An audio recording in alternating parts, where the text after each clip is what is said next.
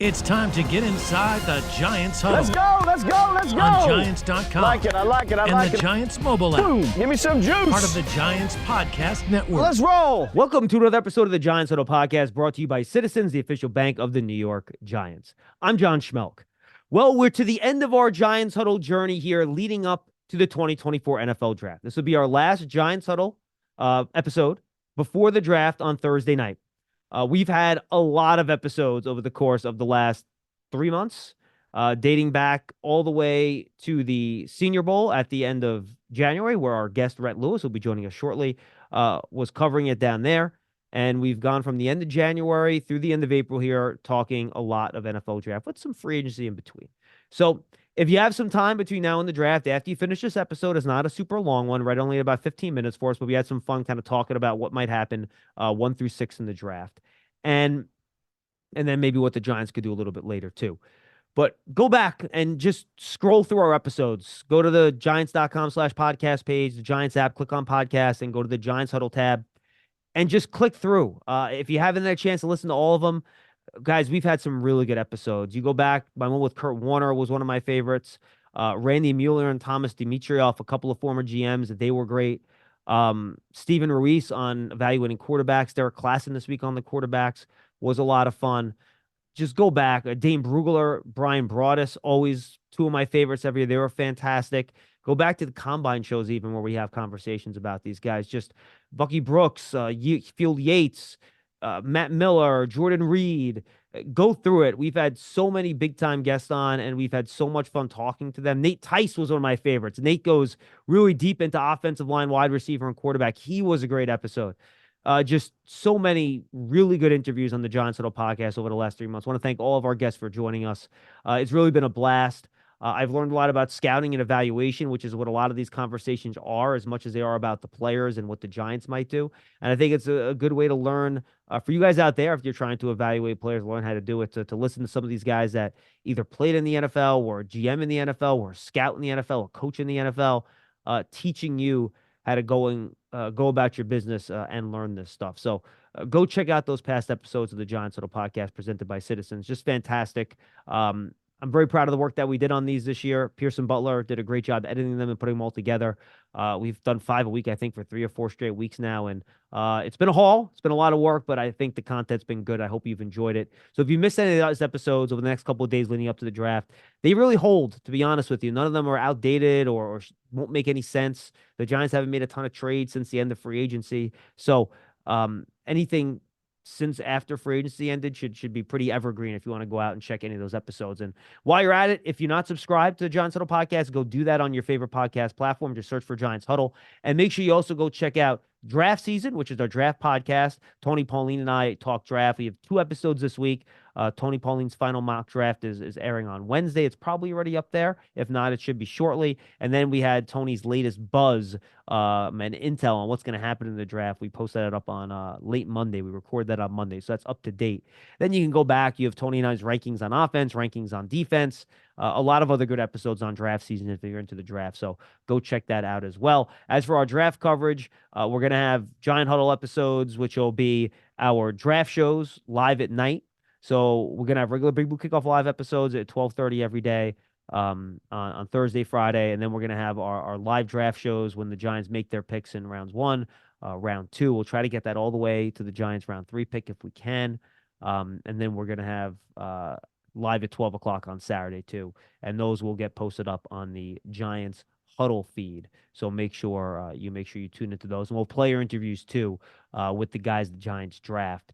If you want to check those out as well over the course of the weekend and early next week. So that's our draft coverage. Again, I thank all of you guys for listening and watching to our stuff. The numbers have shown you've enjoyed them, and I'm happy that you have, because it's a labor of love, and we love what we do, and we're happy able to put out such good content for you folks out there. All right, it's time to get to our interview. And now we welcome in host of the NFL Network's many draft programs, including Path to the Draft. You see him on Total Access. You're going to see him on NFL Network's coverage of the draft from Thursday through Saturday on NFL Network. That is the one and only Rhett Lewis. Rhett, what's going on, man?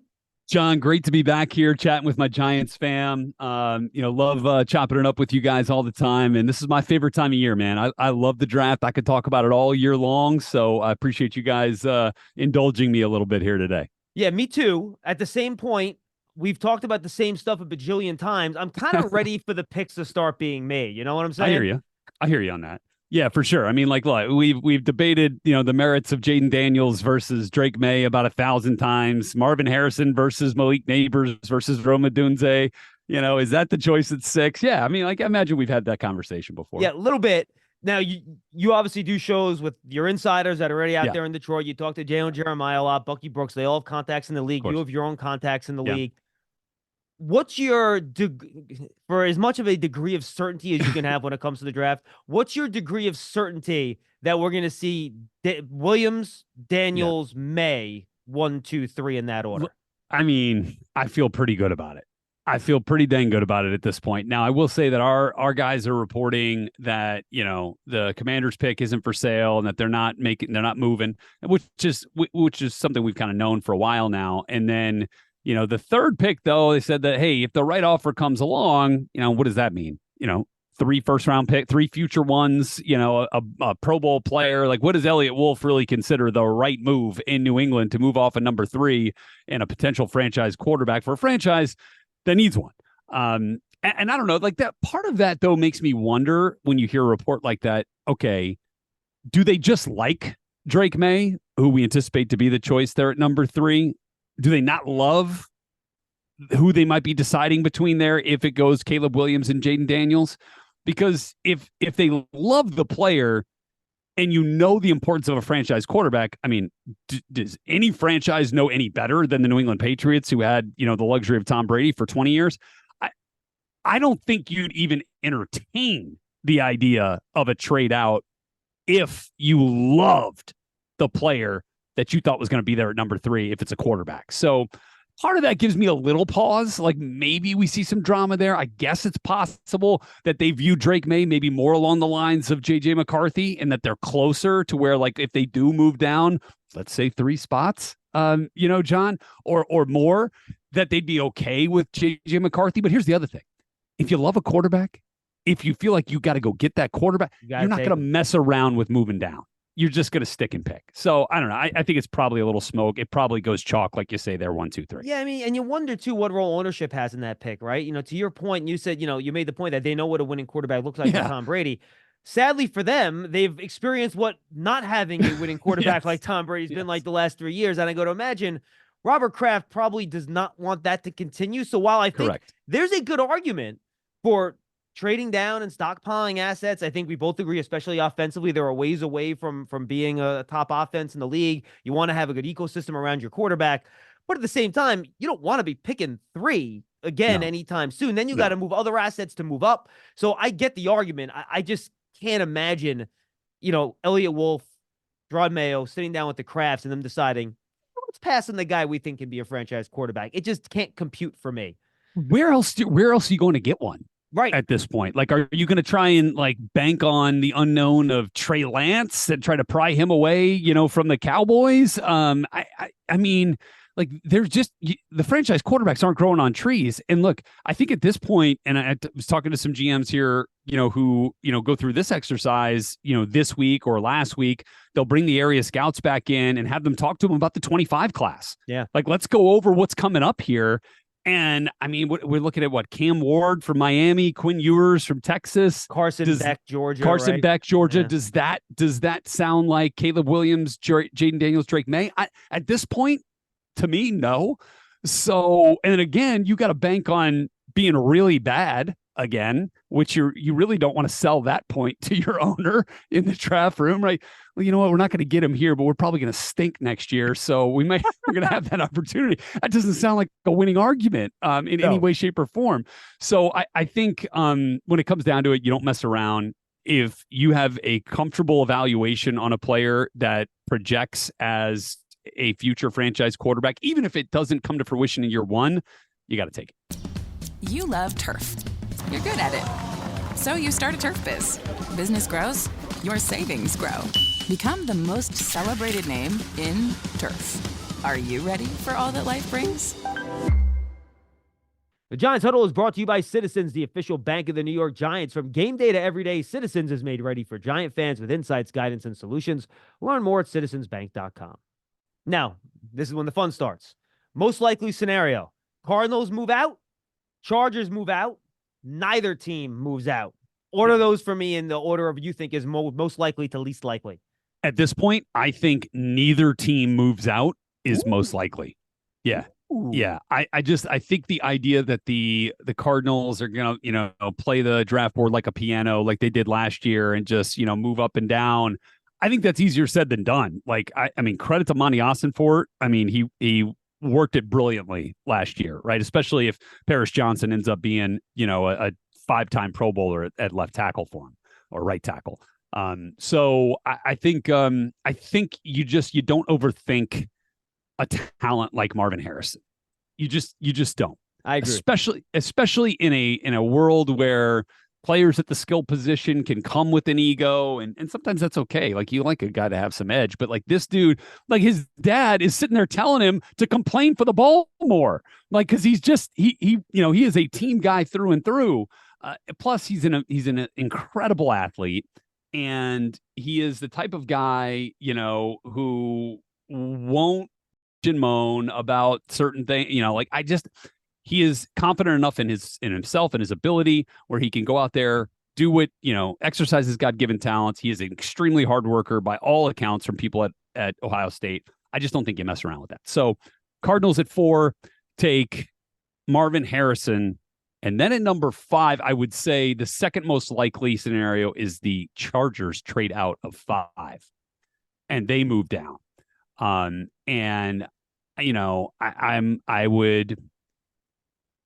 would say that's probably still for an offensive lineman. And you just got to wonder again, where are their grades? How close are their grades on Joe Alt, on J.C. Latham, who might be a real interesting one there, a natural right tackle to plug next to, Fuaga on the opposite too, side. right? Yep. Fuaga for sure. And then Fashanu, I think, is in that mix at some point as well. But do you view him as a right tackle or, that kind of thing? So I think they're in a pretty good spot to move down. Whereas, like if you're the Cardinals, you move down to 9, what if all 3 receivers are gone? You move down to 8. What if all 3, you move down to 11. What if all 3 receivers are gone? Right. That's a risk too. Yeah. And look, and I think that's 2 scenarios. I think the simple scenario where the Chargers move down, and we're both assuming that means the Vikings or the Broncos come up and they draft JJ McCarthy. I don't think they're coming up I don't think anybody's coming up for McCarthy. Really? You don't? I just don't see it. I don't see you mortgaging future ones, multiple, to move up 8 spots to get the 4th quarterback. It doesn't ring value to me. And that's not a knock on McCarthy. Like, I think in a different system, maybe we would have seen more from McCarthy that would have him more in the line of the conversation with, Caleb and Jaden and Drake. But as of right now, like my buddy Daniel Jeremiah, I feel like he's more on par with Nix and Penix than the top 3.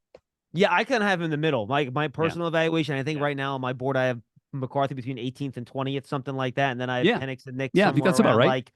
Like 30 to 33, I think, somewhere in that range. And there's a gap there. So my personal evaluation, I happen to agree with you. All right. So that puts the Giants in an interesting scenario. Pick one of the wide receivers. That's easy, right? The question then, if McCarthy's sitting there and you got one of the wide receivers, then what the calculation is. Could you then move back if one of those teams then says, all right, we don't have to give quite as much up to move up to 6? What's their evaluation on McCarthy, right? That's really the bottom line here. If you think he's special, then I think you understandably pull the trigger. If you don't think he's special, then is it worth passing on a potential special player at another premium position? How would you view that entire decision-making process? Because I think if he's sitting there and one of the top wide receivers is sitting there, you could pick either one, or you can then try to leverage that pick to move down. Okay, so let's acknowledge a couple of things.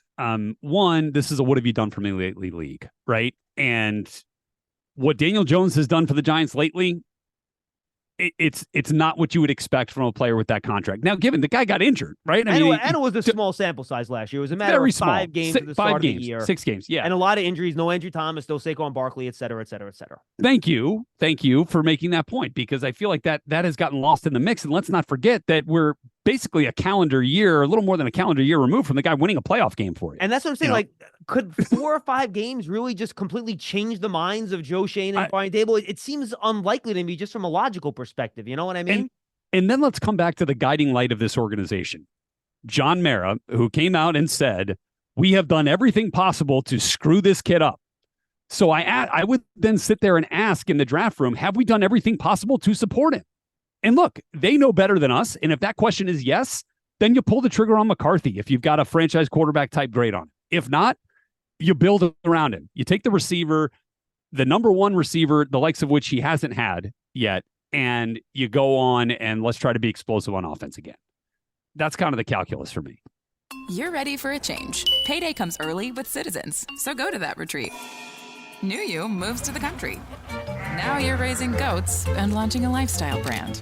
Are you ready for all that life brings? Giants fans love a winner. It's why they love Citizens, named a 2022 Best Bank in the U.S. by The Banker. As the official bank of the Giants and sponsor of the Giants Huddle, Citizens is made ready for fans of Big Blue. Learn more at citizensbank.com. Yeah, I'm with you. And I think, let's say theoretically you do put McCarthy into this ecosystem, right? You're looking at an offensive line where you hope it's better with your offseason moves, but you don't know. I mean, they thought it was going to be better last year too, and that didn't work out too well. Right. And then you don't have your weapon at 6. You lost Saquon Barkley, your best weapon from last year. You bring in Devin Singletary, who's solid, but he's not a guy teams game plan against. Yeah. Darren Waller's still in limbo. Who knows what's going to happen with him? And they have 2 young wide receivers in Hyde and Wanda Robinson, who they like but haven't proven anything. And Darius Slayton's been a solid, 50, 60 catch, 800-yard guy. Can McCarthy succeed in that situation? He needs it.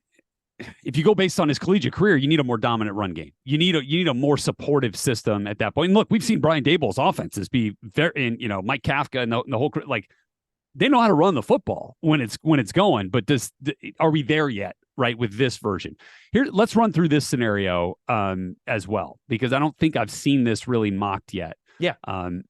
So the idea that they pass on the receiver at 6. What if they get out? What if they get out of 6 and somebody comes up to 6? What if they go down to, let's say it's 10 or 11, and they've still got the 3rd or 4th? All right, the receivers are gone. Fine. What if the tackle comes into play at, let's say, 9, 10, or 11? Or how about Bowers, by the way? I'll throw Bowers in there too. Sure. Throw Bowers in the mix. Absolutely. That's definitely something you could consider. But what if you say, you have you go get the right tackle and J.C. Latham, he's still there. Maybe you move Evan Neal around a little bit. If you feel like you can move him in and feel good about him at guard, you got Andrew Thomas out at left. You've now really upgraded the offensive line. I think the value's better in the 2nd round for a wide receiver than it is for an offensive tackle. Absolutely. So, and you're sitting there at 46, right? In the 47 in the 2nd round. So I think you're in a great spot to get a Ricky Pearsall, maybe a Troy Franklin. You could be looking at a Roman Wilson, a Malachi Corley, where, maybe they don't scream number 1 wide receiver. But because you've upgraded the offensive line, you have a better chance for that guy to find some success. And just another one to play out, right? No, look, I think it's interesting because you can build this in a lot of different ways, right? Or just take the tackle at 6. What if you take the best tackle in the draft at 6? I mean, and then you come back, or the best offensive line, whatever you want to call it, you come back at 47, you get your wide out. I don't know. Food for thought. No, it absolutely is, and that's why the draft's a lot of fun. All right, before we say goodbye, rapid fire, right? Give me one surprise that you think's going to happen. It can be any time in the draft, or just give me your pet player you love, or both.